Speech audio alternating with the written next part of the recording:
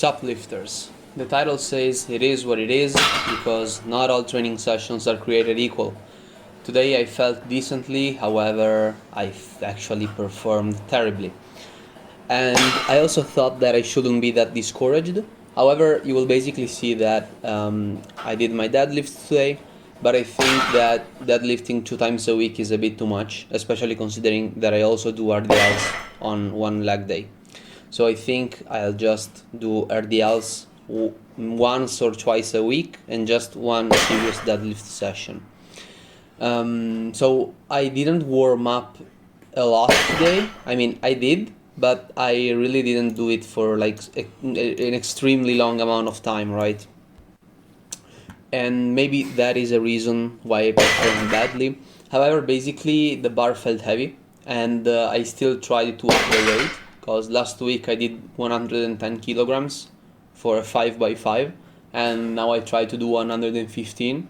However, the bar felt extremely heavy. I know that it doesn't really look so in the video, but trust me, it did. In fact, I just did a set of 4, and then I just dropped the weight and I did another set with sumo, but my hip started screaming and it started feeling bad, so I pulled conventional for a bit, and then during the last set I pulled again sumo, so it was a mess. It was a hot damn mess. And I really think that I should just chill out and let my hips rest, because I really can't go on like this.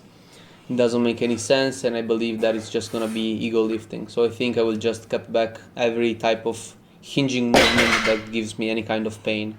Also, you can see that in this set there is the light of the Lord kinda shining on me. I have no idea why the light is so high in this clip, and I'm sorry about it.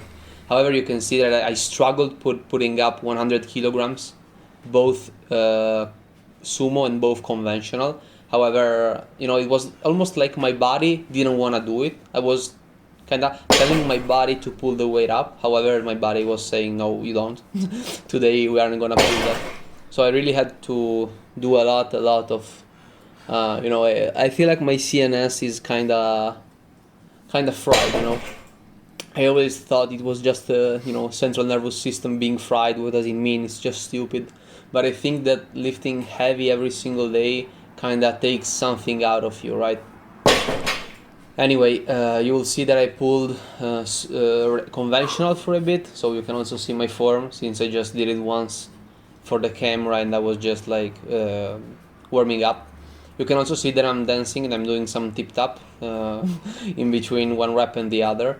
And I know that I'm extremely slow while deadlifting, but as I said, it's because I have some hip pain. What I found useful, however, was putting, if you see there are a couple of plates behind the weights charged on the bar, which basically allow me to have the bar perfectly still, right, before I lift it up. And it kind of helped, because at least I didn't have to kind of get back in position every single time. So I think I'll keep doing that. Also, I might start deadlifting only on Saturday instead of Wednesday. That way I have Sunday, which is the free day, in order to kind of recover, since I really feel like deadlifting is what kind of proves me the most, right? It's the hardest movement that I do, in my opinion. So that is one of the plans for the future. Regarding the squat, however, I feel like I also want to chill out, so I won't squat. I will just I will try doing the Bulgarian, because last time they didn't hurt. So I think my leg day will be something like RDL, Bulgarian, and then just leg curls, leg extensions, and hip thrusts, which, I mean, at least is something, right? Until it's fully healed. Also, I have a couple of clips at the end of the workout, because I still tried squatting, right? Just with the bar, just technique, and see how do I feel. And we will also discuss that. However, guys, remember that it is what it is. Like this set, I think I did 9 or 8 reps just out of spite, because I felt like, come on, I used to do 95 by 5 by like 4 sets with 95 kilograms with 10 repetitions each, and now I can't even pull it up once. It's ridiculous. But I really think that it's because my hip was hurting and I couldn't really bring my body to push it fully, right? Because if something hurts, you really aren't gonna simply just give out everything, right? You can't push and just having in your head just push, right? You can't just think that. You need to think I need to be careful because my hip is hurting and my body is telling me something. So I think I'm really gonna chill out with that, and it's gonna be a bummer. Another thing that I will try to do, however, is a strength test, which the video has been published recently, and it was pretty interesting, right? So basically, he tried to measure 5 different lifts, which are RDLs, which don't hurt, bench, which doesn't hurt, OHP, which also doesn't hurt, weighted chin-ups, which also doesn't hurt, and squats, which I'm not going to do, but I mean, at least I can try to do 4 markers out of 5. And I believe I can fit into the it almost look like you lift category, right? So I think I will do it on Monday. It will be a nice change of pace, right? It will be a different type of workout. I think I will have some fun doing it, filming it, and maybe someone will check it out, right? What else? Actually, I was kind of happy because my pull-ups, my chin-ups went well. I hired a little bit the weight, and it went decently. So I'm happy with that. It wasn't a total like terrible day. I felt okay with the curls. I had no elbow pain, no wrist pain. Everything felt good. So that was a W. That was absolutely a win. I did some hyper extensions for my back. They're really, really nice. I really like that movement. It really feels good on you. I never have any type of back pain after deadlifting thanks to that. After this, I did my pendlay rows, which I really, really like. It's a really nice movement.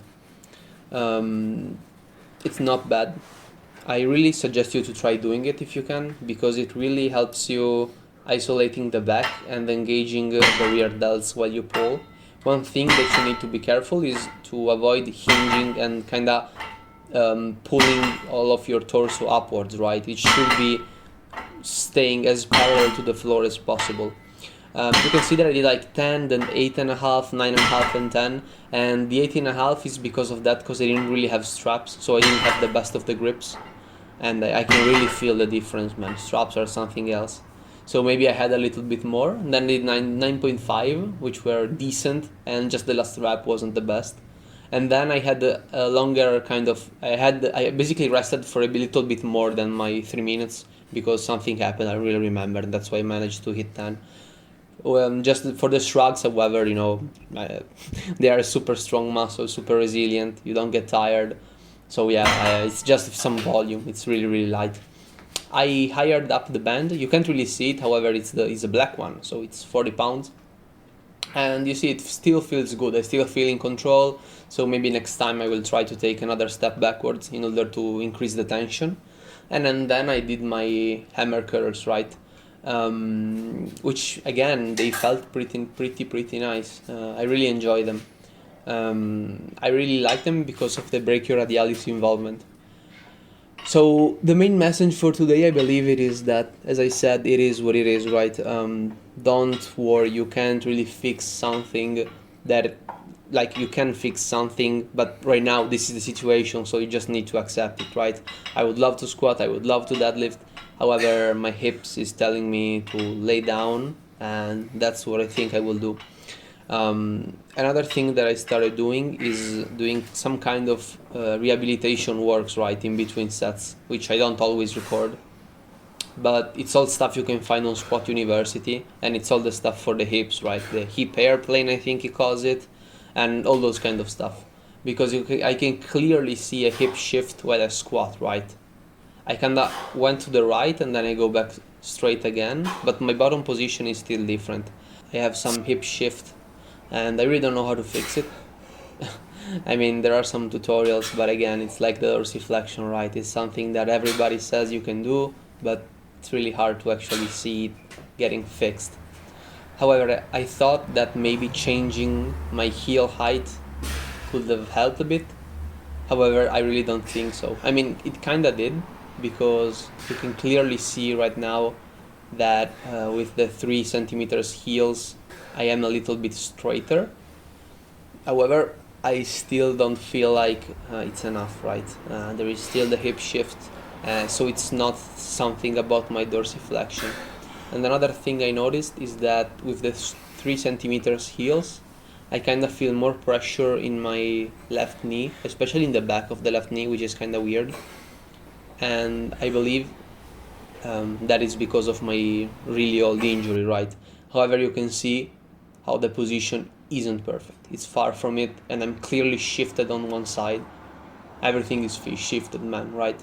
Both with the 2 centimeters heels and both with the 3 centimeters heels. Yeah, I think I'll try to fix that. Classic exercises. You can find everything on Squat University, and I'll see you all tomorrow, lifters. Keep training, have fun, squat if you can.